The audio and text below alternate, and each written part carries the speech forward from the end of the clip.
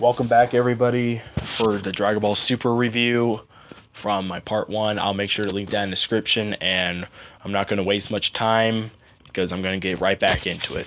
So last time, in my review, we covered the Goku Black arc and the previous arcs before that, and now we're getting to the meat of it, the Tournament of Power. Now, I'm not going to go super in-depth into Dragon Ball Super the Tournament of Power arc or anything like that, because this was a pretty long arc of how it went. This is easily like one of the longest arcs ever in Dragon Ball history. So, there's a lot of fucking episodes to go over. But I'm gonna do pretty much what I liked the best about it and some things I just didn't like about it, because this is a big arc. This was like the meat of Dragon Ball Super. So here we go. Honestly, this arc was maybe I don't know, the fourth best, or I won't even say that shit. Damn.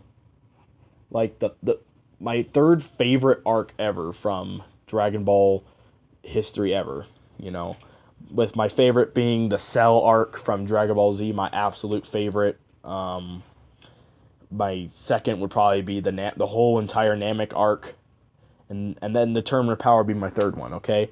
I'm gonna be really dead honest here. Shit. This was a really good arc. Wow. So much happened. There's a whole thing where it all started in episode 77 all the way to 131. So that's a huge chunk of episodes. I don't have a calculator to really do a shitload of math right now, but over 30 episodes, which is huge for anything. Because that's really where this arc started. From 77 on, during some of the earlier ones, we got really good episodes of the Zen exhibition matches. I really like those matches. With Majin Buu fighting Basil from Universe 9. It's the Universe 7 Warriors fighting the Universe 9 Warriors. And a pseudo tournament, a smaller tournament, just to get prepared to see what could happen at the Tournament of Power, just to get a feel of how the fighters would fight. So they fought. Then we get an introduction of another universe. We haven't seen any other universe fighters except for Universe 6 at that point. So it was huge, Universe 9. And then we get to see all the gods of destruction. I was like, holy shit, this is huge.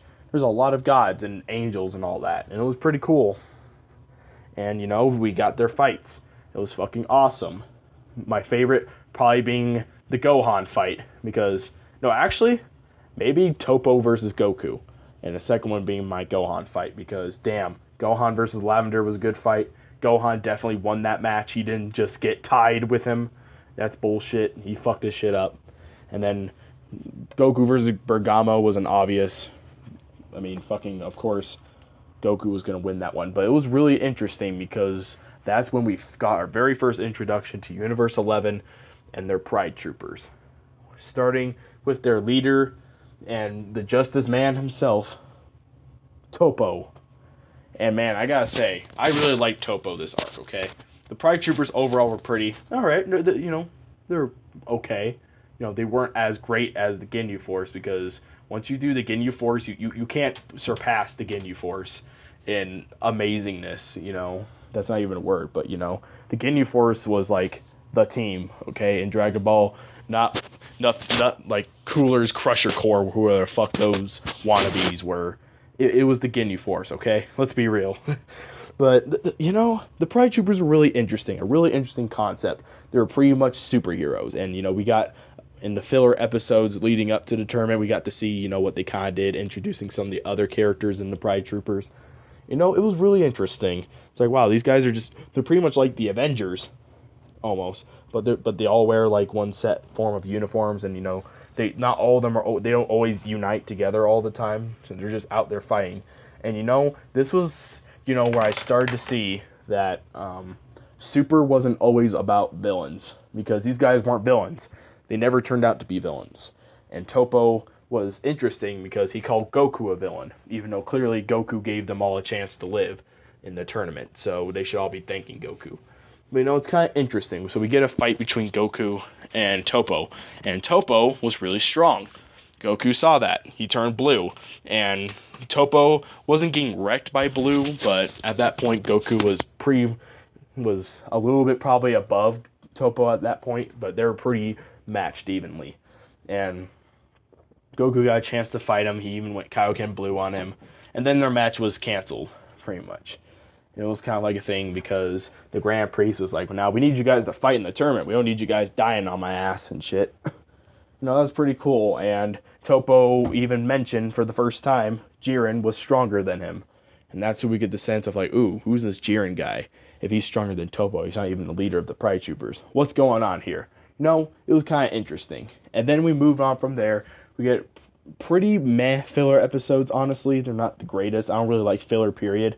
But, they're all right on a weekly show. We got the reintroduction. The main highlights of that was we got the introduction of 17 and Golden Frieza. And I think at that time, they were trying to tell us that, hey, kind of like a red herring here, that maybe 17 and Frieza were here not by coincidence, but, maybe they may be in the final rounds of this tournament. You never know. So it was really cool. We got reintroduction to 17. Revealed he has a family and he's a park ranger. That was really cool. And even showed, how he was kind of matched with Goku a little bit. And here's kind of like one of my biggest problems with this arc was a lot with the power scaling. And I'll say that more later. But the first instance of that was like Krillin versus Goku was kind of weird because Krillin was able to stand up against a Super Saiyan Blue Kamehameha with his weak-ass Kamehameha, which was really weird. Some people say Goku was holding back, but I'm not really too sure myself, so that was kind of weird. And then there was 17 fighting Super Saiyan Blue Goku, and he was somehow evenly matched with him. It was kind of strange. But, whatever. The power scaling was pretty bad in this arc, though. But, we basically got good introductions to new characters, who are showing up for this tournament. And we get a reintroduction of Frieza from Resurrection F. And it's revealed that he's gotten stronger, too.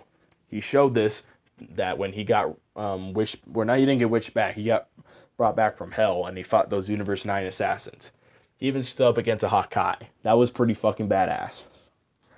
And, we got a good sense of Frieza. I did review these kind of episodes. I went back and, discussion about, the lead up to the Tournament of Power. And if you guys go back to some of my earlier videos, I talked about it. I just did recaps for this. But anyway, we get into the Tournament of Power. We get to see really cool things. We get to meet Universe 6 guys again. Kaba introduces Caulifla and Kale to Goku. That was pretty cool. Frieza meets Frost, and they're maybe planning something, which was pretty interesting.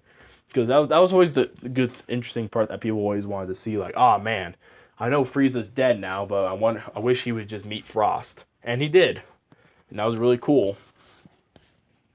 Oh, I forgot to mention something. Another kind of like a pet peeve of mine with this arc was Majin Buu not being in the tournament. I do kind of get it a little bit that he would just have way too many hacks to beat people in the tournament. He can like turn niggas into candy. So those guys would be dead. Let's be real. And that wouldn't be allowed in a Tournament of Power anyway. So they basically said he just fell asleep in this arc. It was kind of disappointing, but it's whatever. Majin Buu's not anywhere near one of my favorite characters in the series, honestly. So I don't really care that much about Majin Buu. But anyway, back to the tournament. We got a really cool introduction episode to the Tournament of Power, how it started. We got to see good fights. We saw our first elimination from Universe 10, I believe, got the first elimination. I can't remember. Then Universe 4 did. There was a lot of eliminations going on through the tournament. It was all the Tournament of Power is mostly Universe 7 based. Everyone trying to fight Universe 7, which was really interesting. Although I've heard this a few times that a lot of people would prefer that we kind of see different episodes, like we stray away from the Universe 7 guys and see other people fighting in the tournament, which it's okay. But the problem is with that, if you wanted to see more fights besides Universe 7, some of these guys weren't very interesting. And I'm completely fine with that. They introduced a lot of characters to this tournament arc, and it was 80 fighters because they had to exclude 5 other universes who were good at their jobs, and they didn't fuck up half the time. They had the universes who fucked up a lot be a part of the tournament, I guess, or just weren't morally good. I forgot how they really explained it, but basically there's only 8 universes in this tournament. and 80 fighters in the ring. And, there was a lot going on, so it would just only prolong this tournament arc longer. So it was okay when they just had it as Universe 7. I didn't really have a problem with it. And like I said, again, some of these characters weren't that interesting or very powerful. Most of them were pretty fodder. And, it was pretty interesting. In fact, we got our introduction to Jiren as soon as the tournament power started, we got our introduction to Jiren. Most of the time, he just kind of stood around, and people were trying to fight him, but he would give them weird ass glares and shit. Oh shit, Jiren is fucking powerful. So most people stayed away from Jiren, but most of the time, it was a lot of different fights, a lot of eliminations. In fact, in the first few episodes, Universe 9 and 10 get eliminated or erased. Which is kind of interesting because Universe 10 played a significant part in the Goku Black arc with Gowasu and Zamasu. Obviously, Zamasu is gone, but Gowasu was there, and they don't really mention a lot about that. There's so much to talk about, which I don't really blame them much about not talking about in this arc. So it was kind of interesting. But basically, those two universes get erased in the first part, and that was kind of interesting. We got to see more fights with the Pride Troopers, including a Beerus look-alike Pride Trooper named Dispo, who was in there. He was like a rabbit. He was a purple rabbit who looked literally just like Beerus. And there was even a thing where Champa, the God of Destruction in Universe 6 mentions it. That was kind of interesting. And for a while, there was a lot of internet theories that Dispo was connected to Champa and Beerus, but that was proved wrong. I wish it was kind of that way, I don't know. I kind of wish it was kind of that way because then we would get an origin story for Champa and Beerus, which never happened. But that's all right. There was a lot of fights between there, and then we're about to close in on my favorite part of the tournament. But before I get to that, I'm going to talk about a few other characters from Universe 2, Ribrianne and the other bitches, because I forgot their names. Basically, Ribrianne and the other bitches is Ribrianne is this chick who this chick who turns into another fat chick, like some Sailor Moon transformation or some shit, and uses love powers and shoots hearts at people. She was a really annoying character. No one gave a fuck about her, and that's what did kind of bring down this arc a little bit for me. Why it's not probably one of my favorites, because there's just a lot of fodder characters that kind of didn't ruin it, but they were just kind of in the way. And that's why they focused on Universe 7, because some of these guys are just annoying. Like Ribrianne and her other bitch friends, who also transformed. And that was okay. But, yeah. The other universes are okay, alright? So, we also get a 1 hour special during this Tournament of Power arc with episodes 109 and 110. And this was really interesting. Oh, wait, shit, I forgot to mention another thing. Sorry, I'm a little scatterbrained, but Frost gets erased during this tournament because he trusted Frieza, and they were going to team up against Gohan, but Frieza pretended to fight Gohan and beat him, and he eliminated Frost, and Frost got pissed off and tried to shoot Frieza, and the Zenos were like, hey, and they erased his ass. That was fucking awesome. It was hilarious. During this arc, he said, no one shoot at anyone else again in the ring, or you guys will, or the whole universe will get erased. They're like, oh shit, Frost just got erased from existence. So that was pretty cool. Now we're getting into 109 and 110. We get the first fight between Goku and Jiren. It was in the intro, it was hyped up for months and everything during the special, and people were really wondering what was going on. There is a new form coming for Goku pretty soon in the form of Ultra Instinct that was teased a while back, and they said it was all going to happen in the 1 hour special. And damn, it was a good 1 hour special. I even live streamed it my first time, and I was hella hyped when that came out. That was a really good that was a really good episode, I'm gonna say, because it was a 1 hour special. They premiered both the episodes at once, and that was to promote One Piece, kind of, because that was having an hour special or something like that. So for that slot, Toei was like, hey, have Dragon Ball Super have an hour special too. So that was pretty cool. And we got a good sense of Jiren's power. Like, this guy is no pushover. He is, and it is confirmed in this episode too that he is the strongest mortal known to man. And it's been rumored across the multiverse that there is a mortal who can't be beaten, and that's Jiren. So that's kind of interesting. And Jiren gives us a little insight on his character, how he's not the leader, and he's just there to fight for his universe, just like anybody else, which is really cool because he's not a villain. Jiren is not a villain. No one in this arc was really a true hard villain that the Z fighters had to defeat at the end of the day. It was just people fighting for their universes. It was really cool. And then there's a really cool spirit bomb struggle between Jiren and Goku, and they wrestled with it a little bit until Goku fell into the spirit bomb, and he awoke with the power of Ultra Instinct. And man, Ultra Instinct looked fucking awesome. They fought for a little bit. It was a really cool fight, really good animation, until Jiren beat Goku and whooped his ass and sent him flying. That was kind of interesting. It kind of shows that Goku can't just spam the form all the time. And he got beaten a little bit, and then he had to have Frieza heal him and revive him, which was kind of interesting. So that was pretty cool. Hit from the Universe 6 arc makes a strike on Jiren. He tries to take him out, but he fails, of course, because this Jiren is supposed to be really powerful. In fact, Jiren even broke through one of the Hit's time attacks, which is supposed to be impossible. So basically, Jiren surpassed his time with his strength. His strength precedes time. It's fucking crazy. A few more episodes roll by.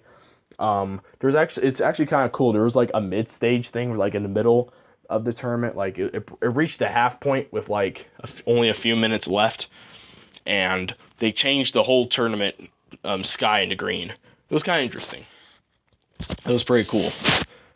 I kind of like that. There's more fights, more fights. There's even a part, and here's another interesting part of the episodes of this arc was Goku versus Caulifla and Kale, the Universe 6 Saiyan girls. That was pretty interesting. We got some. It dragged on a little bit, but we basically got Goku fighting Super Saiyan 2, Kale and Caulifla.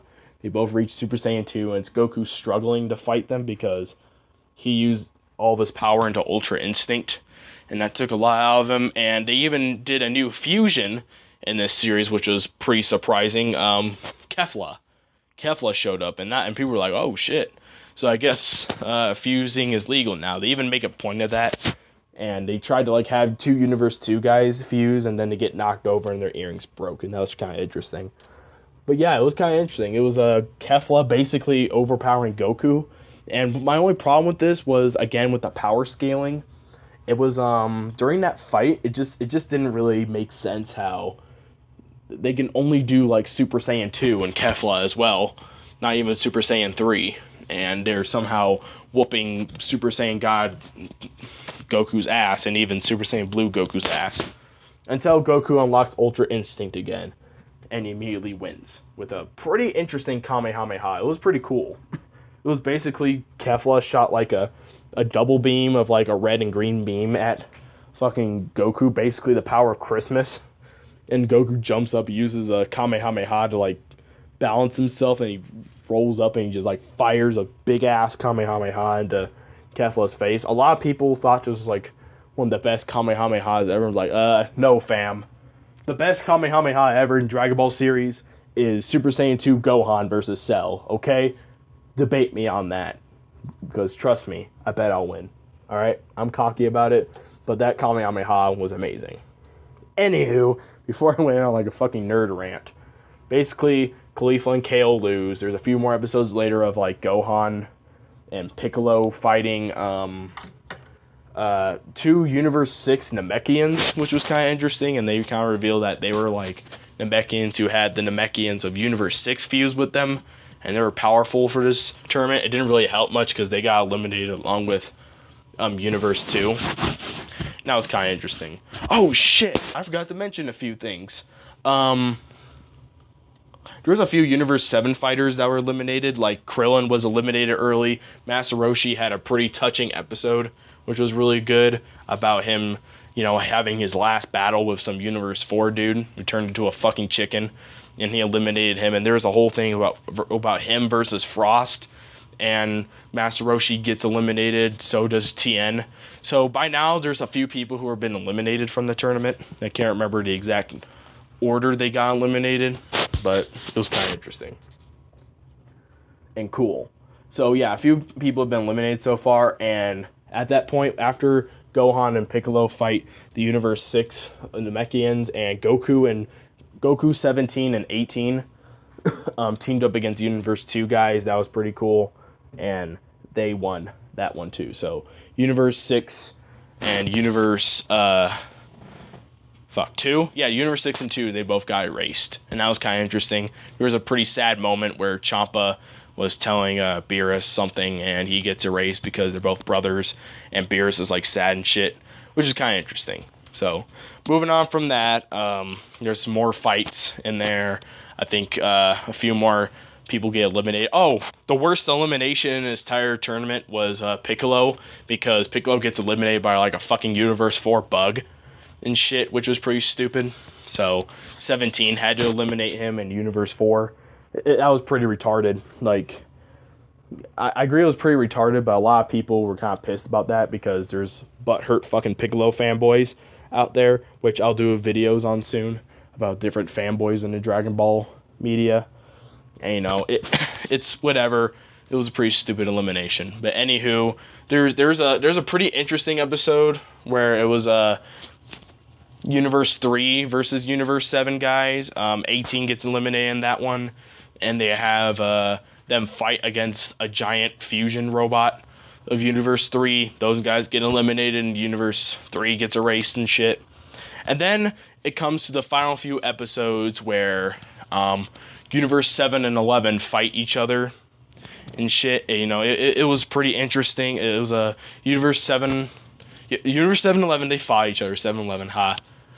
And a few people get, well, not a few people get eliminated. Gohan gets eliminated fighting Dispo in a pretty cool episode by Frieza. He basically double knocked himself out with Dispo and shit. That was kind of cool. There was really cool episodes near the end where it was Topo basically becoming a god destruction.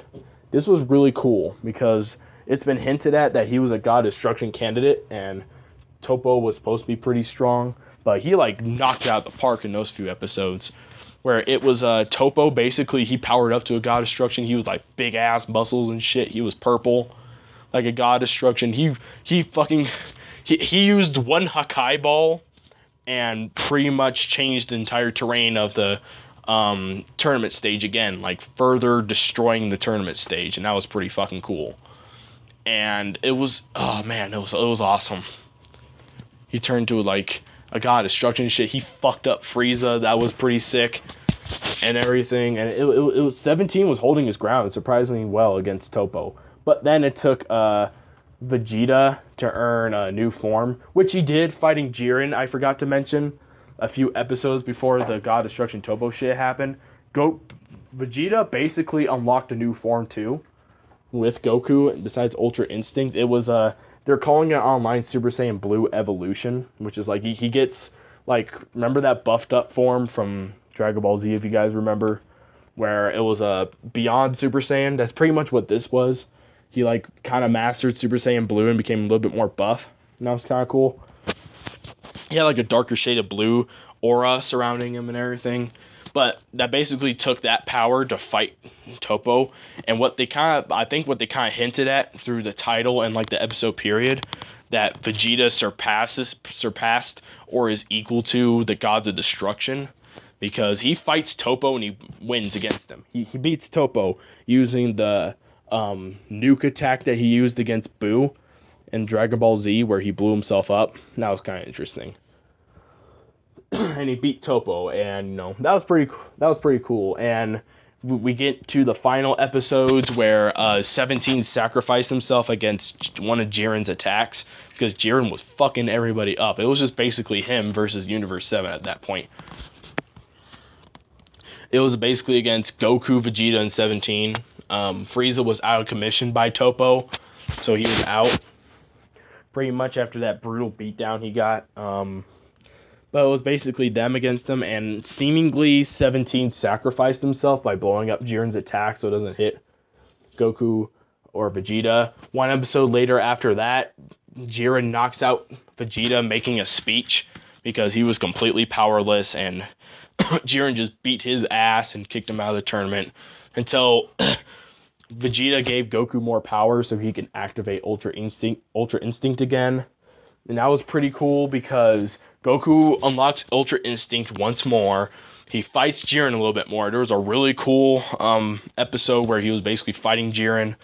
Jiren was overpowering Goku, and then Goku basically mastered Ultra Instinct in a really fucking awesome episode that should have been with the finale of the show. It was episode 130 where there was like, he basically got white hair. Goku got white hair instead of black hair with Ultra Instinct. He fought Jiren a little bit. Jiren powered up to his full power and shit. Jiren almost got like an Ultra Instinct aura too, if you kind of think about it. It was like completely red and shit. And they fought for a little bit. And Jiren was making speeches about like, you know, strength is my only power and shit, because in the 17 episode where 17 blew himself up, there was a thing where a little flashback where Jiren basically got his backstory, and a lot of people didn't like the backstory around Jiren, but I thought it was fine. It was simple but effective. And basically Goku mastered Ultra Instinct, fights full power Jiren. Goku massacres Jiren in the final parts of that episode, but then Goku loses the power of Ultra Instinct and he became completely powerless. And at the end, it was revealed that 17 was still alive and Frieza was around there. And it's basically them against Jiren in the final episode. It was a really good episode. I really liked it. It was basically 17 holding off firing beams at Jiren while Goku and Frieza become the muscle and try to take out Jiren. And they do. They double eliminate themselves with Jiren. A triple elimination, actually. And 17 won the tournament and made his Super Dragon Ball wish to resurrect all the universes. And it was pretty much a happy ending. Okay. Wow, that was a really long explanation of what happened. I had no drink of water. I was pretty much going off my head. I said I probably wasn't going to summarize everything that happened. But it was a really cool arc. One thing, it was obviously the best arc in Super. It really kind of said a lot about what Dragon Ball could do in the future. It basically set something that said, you know, Dragon Ball doesn't always need to be about villain of the arc and you have to beat them like Z was. We've been through that through Z. But now what Super did was different. That could change Dragon Ball forever. We don't really need big villains anymore. We had Hit. We had who's another guy besides Hit? We basically had a Hit and Jiren, who were like the main rivals in Dragon Ball Super, who, you know, they weren't like the big bad guys at all. They were like the big rivals, and they weren't good. They weren't good or evil. They were just, you know, doing their thing. Jiren, his whole thing was strength. He wanted to get strength by himself, and that fueled his power. That's why he made himself so strong, but he shut everyone else out of his life, so he had no friends or family, because his friends and family died when he was a kid. So all he can do was rely on himself to get powerful. Goku relied on his friends and family to get himself powerful, which is really interesting. There's really cool parallels between the two that they made during those episodes. And it kind of solidified what makes me love Dragon Ball Super a lot. I really like this show. So, I guess I'm going to give my verdict to it, basically a little bit of pros and cons, basically to sum it all up. Good animation throughout the show, good fight scenes, really interesting characters and designs, particularly the Pride Troopers and Jiren I really liked. Good characters, a lot of new stuff, somewhat good character development. They brought back certain characters not to make them shit, like Gohan. Something like that. And that was just, you know, and my negatives or my cons are the ending was rushed, I believe. Certain things were rushed, like the ending of the arc of the Goku Black arc, where basically they just had to have Zeno erase Zamasu, which was pretty bad. Just, there's, and the fact that, they had the first 20 episodes, I believe, were the Resurrection F and Battle of Gods movies mashed into episodes. And they didn't have very good animation at the beginning. Those are pretty big cons, pretty major cons I didn't like about that. But overall, I'm going to honestly say Dragon Ball Super is a fucking 9 out of 10 for an anime. This is like one of the best animes I've seen. I know a lot of people are going to be like, oh, you're fucking idiot, you haven't seen Otaku Smashu Takadon from Japan only subs and shit from the 70s. It's like, sorry. I really like Dragon Ball Super. It was a really fantastic show, and if you're a Dragon Ball fan, I definitely recommend this show. In fact, I recommend all Dragon Ball shows. Not all of them are bad. But yeah, guys, really lengthy, 2-parter long episode, the first of my anime review series. There will be more Dragon Ball Super discussions in the future, and the series might not be entirely over. Who knows? But yeah, this is basically my big review for Dragon Ball Super. Check it out.